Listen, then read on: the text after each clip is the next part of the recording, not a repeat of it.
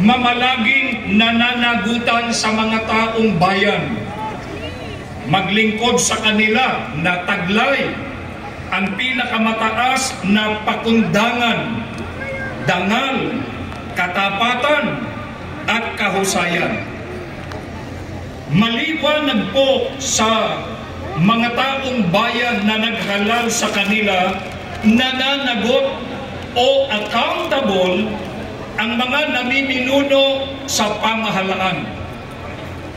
Kapag hindi natugunan ng mga pinunong bayan ang kanilang katungkulan na maglingkod sa sambayanan, nataglay ang dangal, katapatan at katarungan, magsusulit sila sa mga taong nagluklok sa kanila sa kapangyarihan.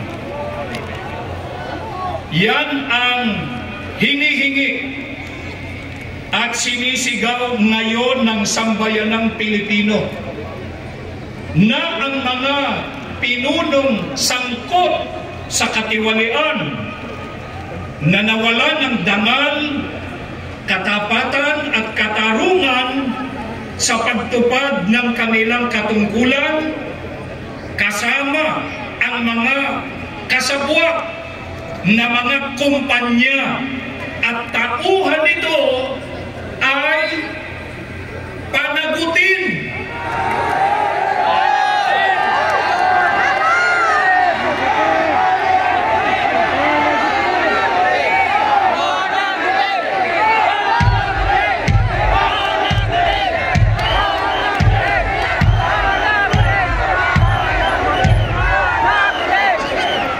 Panagutin sa kanilang pagtataksil sa pagtitiwalang iniatang sa kanila. Noong Hulyo 28, 2025, sa kanyang State of the Nation Address o SONA, inihayag na ni Pangulong Marcos ang mga kumpanyang nakakuha ng pinakamalalaking kontrata para sa flood control projects ng Department of Public Works and Highways o DPWH na umaabot sa daang-daang bilyong piso. Kasunod nito ay ang sinasabi ng ilang testigo na pagkakasangkot sa katiwalian ng ilang mambabatas, kabilang ang nooy Speaker of the House of Representatives.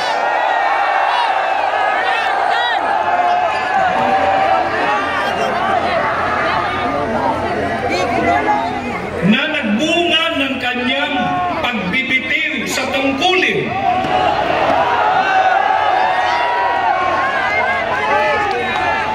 ng ilang senador at congressmen sa pamamagitan ng insertions sa national budget upang tumanggap ng suhol at kickback.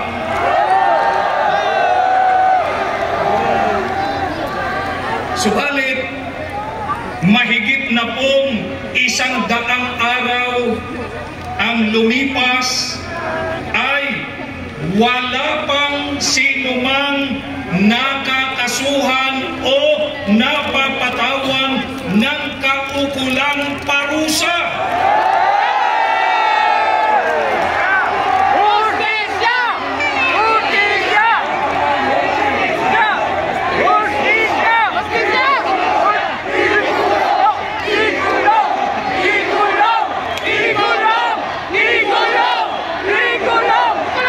Kapansin-pansin ang tila usad pagong na proseso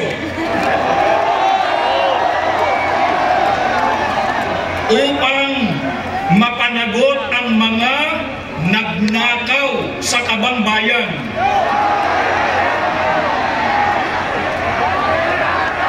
Bukod sa pag-iimbestiga ng Blue Ribbon Committee sa Senado, ng Ombudsman at ng bagong tatag na Independent Commission on Infrastructure o ICI, wala isa man sa mga natukoy na malalaking personalidad na sangkot sa katiwalian ang napatawan ng parusa gaya ng pagkakakulong.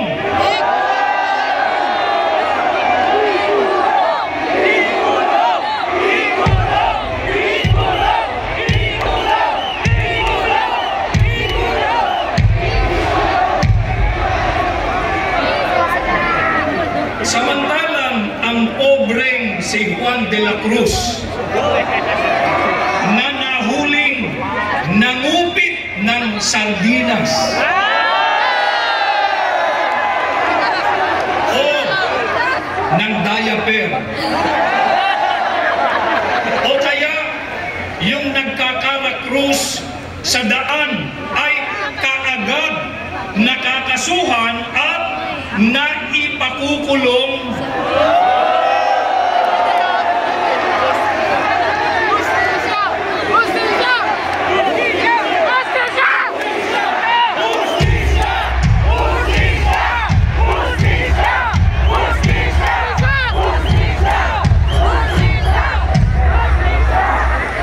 Mistulang magkaiba ang due process para sa makapangyarihan at mayaman at para sa ordinaryo at mahirap na Pilipino.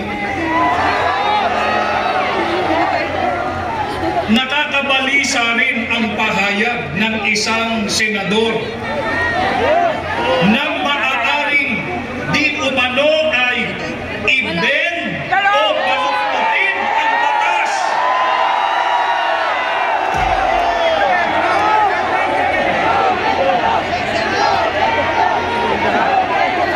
Na kaagad namang sinang-ayunan ng dating kalihim ng Department of Justice at ngayon ay Ombudsman.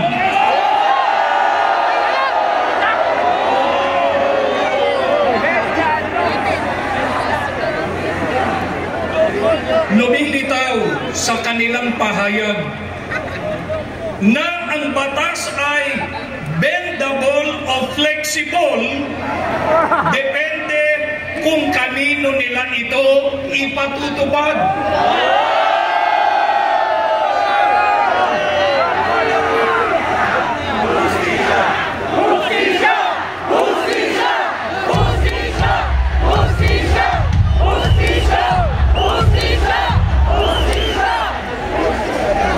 Si dating Congressman Zaldico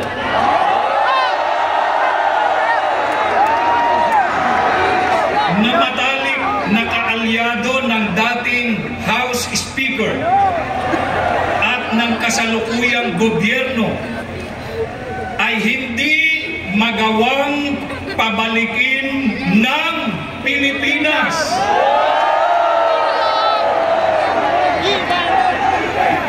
Upang harapin ang mga akusasyon laban sa kanya.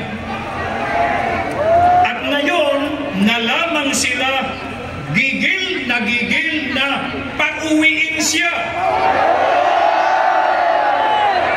Matapos na siya ay magsalita laban sa pamahalaan. Kaya, nasaan ang tunay na paghahangad para sa accountability? Hindi ba mahalaga sa gobyerno ang tunay na pagpapanagot sa mga may sala?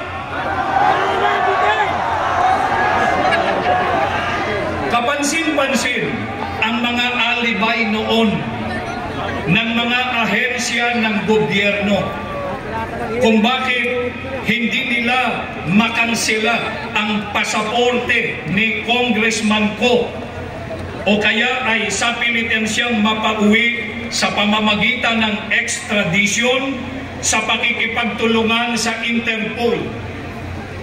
Gayong tila naging napakadali naman para sa nasabi ring gobyerno na ipaaresto sa isang banyagang organisasyon ang International Criminal Court o ICC, kung saan hindi kasapi ang Pilipinas, ang dating Pangulo na hindi muna dumaan sa paglilitis sa Korte ng Pilipinas.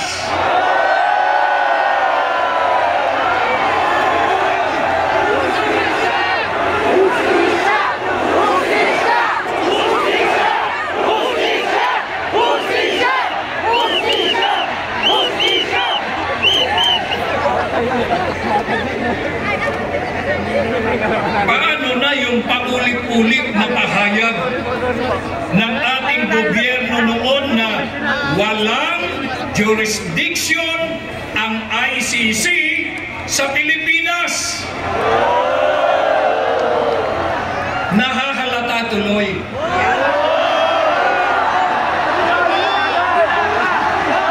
Na kapag kaalyado o taga-suporta ng gobyerno ay pinoprotektahan.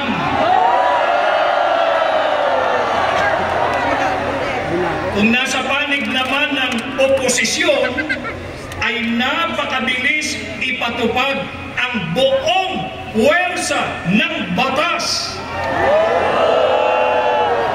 Iniisip tuloy ng marami, baka ang policy motto ng kasalukuyang pamahalaan ay may kinikilingan, may pinoprotektahan, serbisyong para sa kaalyado lamang.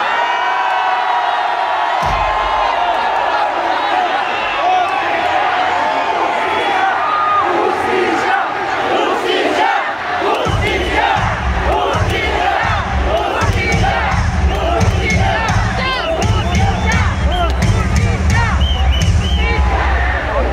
Ang sabi nga, kung gusto ay may paraan. Kung ayaw, may dahilan.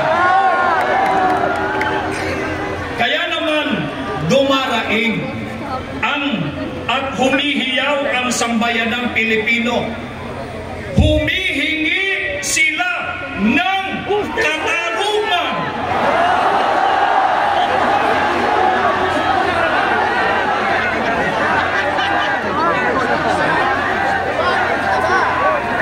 Nais nating panagutin ang mga sangkot sa katiwalian na ang naging kasalanan ay hindi lamang ang pagnanakaw sa kaban ng bayan mula sa buwis ng mga mamamayan, kundi ang kanilang naging kapabayaan ay nagbunga ng pagkakitil ng buhay o pagkamatay ng maraming at daan-daang Pilipino.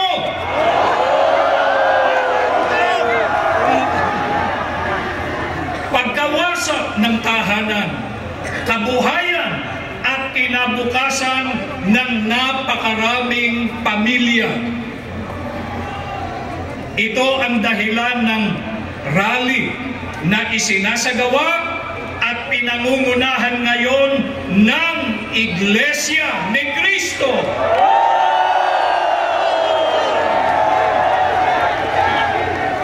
Kasama ang mga kababayan nating katulad ng ating saloobin.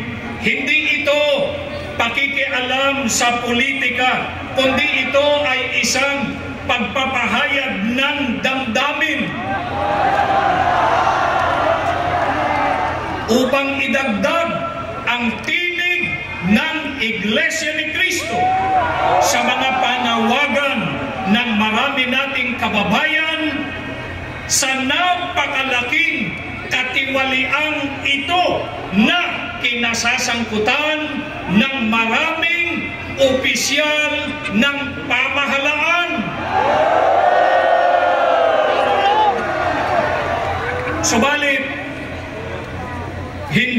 kung hindi man mapanagot ng batas ng tao ang mga taong gahaman at sakit na nang-api sa mahihirap, sisingilin naman sila ng katarungan ng Diyos pagdating ng takdang panahon.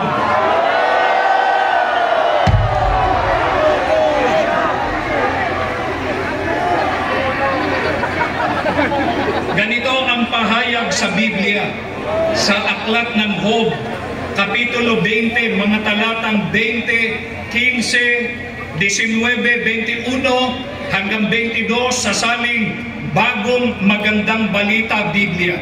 Kanyang pagkagahaman ay walang katapusan. Walang nakaliligtas sa kanyang kasakiman. Kayamanan kinamkam niya, kanya ngayong isusuka. Palalabasin nga ng Diyos mula sa kanyang bituka, sapagkat ang mahihirap ay inapi niya. Kinamkam ang mga bahay na itinayo ng iba, ngunit ang kasaganaan niya ngayoy magwawakas na sa kanyang kasaganaan. Daranas ng kagipitan at siya'y daratnan ng patong-patong na kahirapan.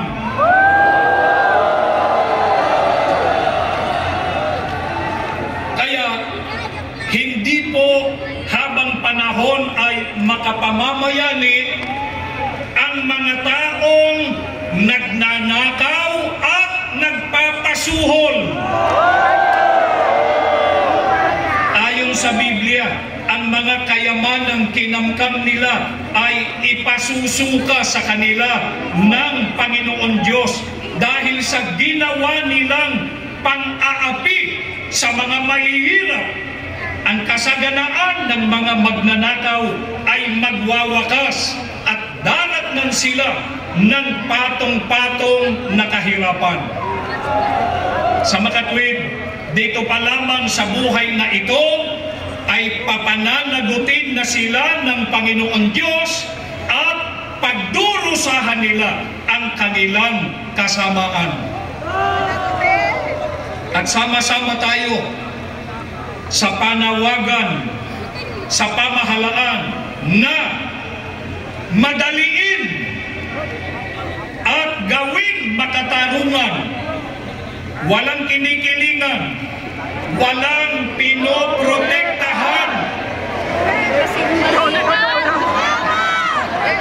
ang kanilang ginagawang investigasyon upang mailapat ang katarungan at papanagutin ang mga sangkot sa katiwalian.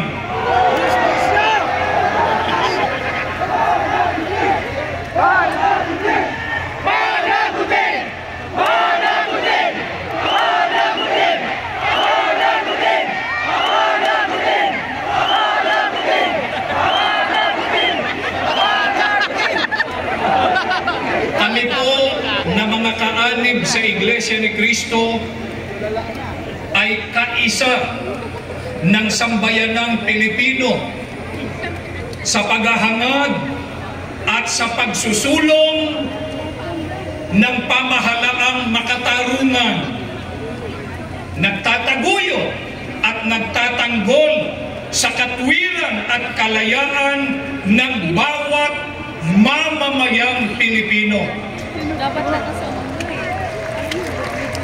Mabuhay ang Pilipinas!